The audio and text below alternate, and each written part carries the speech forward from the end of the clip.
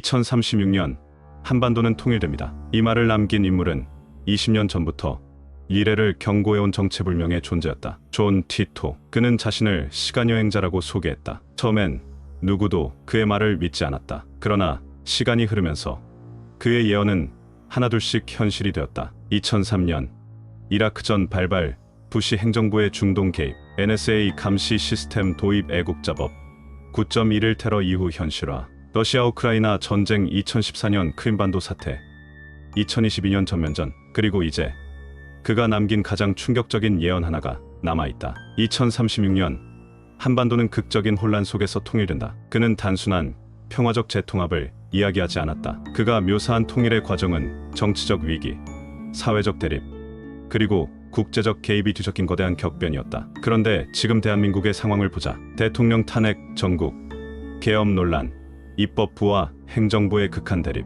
정치적 갈등은 극단으로 치닫고 있으며 국민들 사이의 분열은 전례 없이 깊어지고 있다. 혹시 지금 대한민국이 맞닥뜨린 혼란이 존 티터가 말한 격변의 시작일까? 그렇다면 2036년 한반도는 정말 하나가 되는 것인가? 아니면 지금 대한민국이 겪고 있는 혼란은 또 다른 위기의 전조에 불과한 것일까? 지금부터 시간여행자 존 티터의 예언과 대한민국의 미래를 파헤쳐보겠다. 우리는 흔히 예언이라는 단어를 들으면 점쟁이나 신비로운 계시를 떠올린다. 하지만 이 남자는 달랐다. 그는 자신을 2036년에서 온 시간여행자라고 소개했다. 그리고 우리가 곧 맞이하게 될 거대한 혼란을 경고했다. 2000년 11월 미국 한 온라인 게시판에 정체불명의 사용자가 등장했다. 그의 아이디는 타이미 트래블령. 그리고 그는 자신을 존 티터라고 불렀다. 그는 자신이 2036년에서 온 군인이며 미국 정부의 극비 시간여행 프로젝트에 참여했다고 주장했다. 처음엔 아무도 믿지 않았다. 그러나 그는 미래에서 본 충격적인 예언을 남겼다. 2003년 이라크전 발발. 그는 2001년에 미국은 곧 중동에서 전쟁을 시작할 것이다 라고 말했다. 2년 후 부시 행정부는 이라크를 침공했다. NSA 감시 시스템 도입, 애국자법, 대규모 감청 프로그램 현실화. 그는 미국 정부가 국민을 대규모로 감시하는 시대가 올 것이다 라고 예측했다. 그리고 2001년 9.11 테러 이후 미국은 애국자법을 통해 감시 체제를 강화했다. 이후 NSA의 광범위한 감청 프로그램이 실제로 폭로되었다. 러시아 우크라이나 전쟁, 2014년 크림반도 사태, 2022년 전면전. 존 티터는 러시아가 유럽과 충돌하며 전쟁의 위험이 커진다 라고 말했다. 그리고 2014년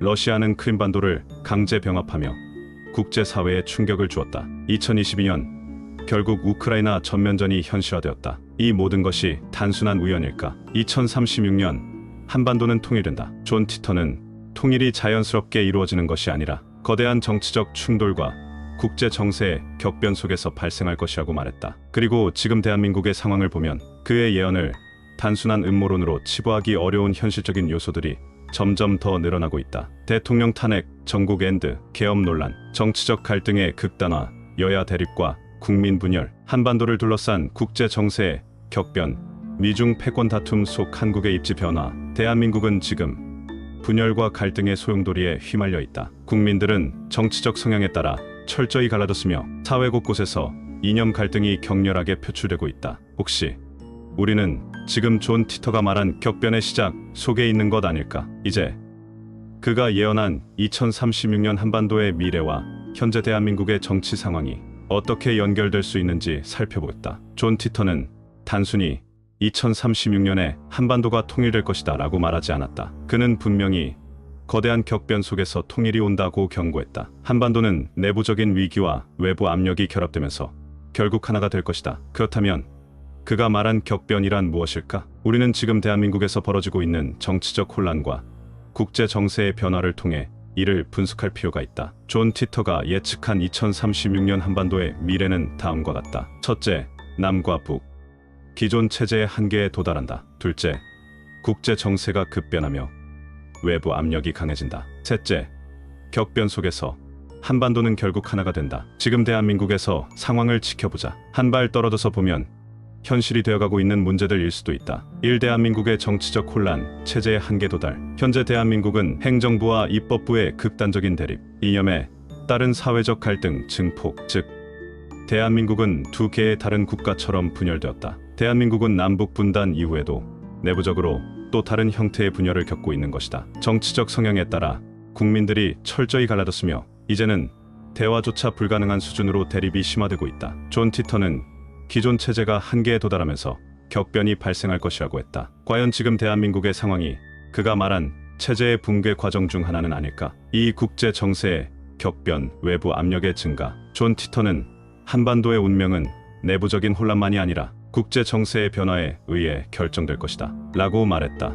그리고 지금 우리는 강대국들의 충돌 속에서 대한민국의 입지가 크게 흔들리고 있는 상황을 마주하고 있다. 미국과 중국의 패권 전쟁 심화. 한반도는 여전히 미중 갈등의 중심에 있다. 러시아와 서방의 충돌 격화. 우크라이나 전쟁 이후 러시아는 북한과의 군사 협력을 강화하고 있다. 북한의 내부 불안정성. 김정은 체제는 강경하게 유지되고 있지만 내부 권력 다툼의 조짐이 보인다. 이러한 외부 압력은 한반도의 변화를 가속화할 것이다. 만약 국제 정세가 지금보다 더 혼란스러워진다면, 즉 미국과 중국, 러시아, 일본이 한반도 문제에 개입하게 된다면 이것이 바로 존 티터가 예언한 격변의 신호일 가능성은 없을까? 참 마지막 충돌 통일을 만드는 결정적 사건. 존 티터는 한반도가 극적인 사건을 계기로 통일될 것이라고 말했다. 그렇다면 그가 말한 격변이란 정확히 무엇을 의미할까? 첫 번째 가능성, 군사적 충돌과 전쟁. 북한 내부에서 쿠데타나 정권 붕괴가 발생할 경우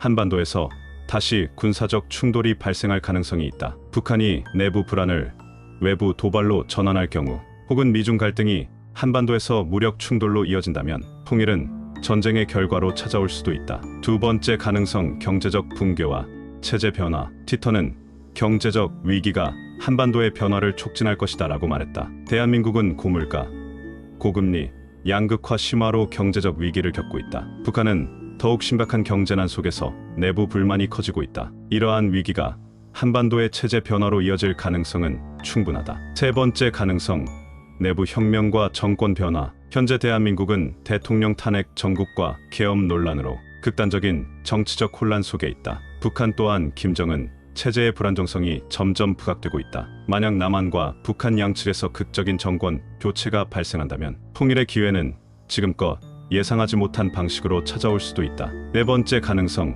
강대국의 개입으로 인한 강제적 통일. 과거 한반도는 외세의 개입으로 인해 분단되었다. 그렇다면 외세의 개입으로 다시 하나가 될 가능성은 없을까? 미국, 중국, 러시아, 일본이 한반도 문제를 강제로 해결하려 한다면 우리 의지와 상관없이 통일이 강제적으로 이루어지는 시나리오도 가능하다. 그리고 존 티터의 예언은 한반도의 통일에서 끝나지 않았다. 그는 통일, 대한민국이 아시아에서 가장 강력한 국가 중 하나가 될 것이라고 말했다. 통일 이후 대한민국은 빠르게 강대국으로 성장한다. 그러나 그 과정은 결코 순탄하지 않다. 통일 이후 대한민국은 군사적, 경제적, 외교적으로 거대한 변화를 맞이한다. 그리고 여기서 존 티터가 남긴 가장 충격적인 예언이 등장한다. 대한민국은 일본을 식민지로 삼는다. 존 티터는 일본이 경제사회적 위기를 겪으며 쇠퇴할 것이라고 말했다. 그리고 통일, 한국은 군사력과 경제력을 바탕으로 일본을 지배하게 된다. 일본은 현재 인구 감소, 경제 침체,